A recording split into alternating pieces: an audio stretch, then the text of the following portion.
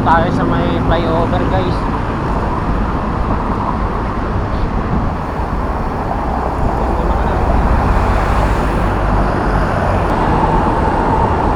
Approaching flyover ng Quezon Ave guys.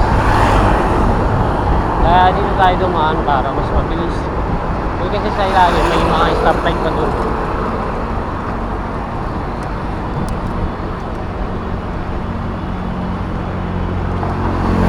Pag dumaan ka sa ilalim, pag papunta doon, puntang Quiapo. Sa kabilang side naman, papuntang Quezon City Circle,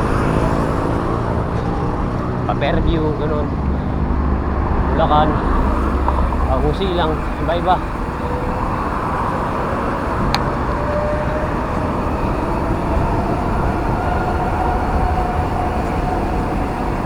Pag ganitong galing tayo sa flyover guys, tapos nilipat tayo sa kabilang side kanan,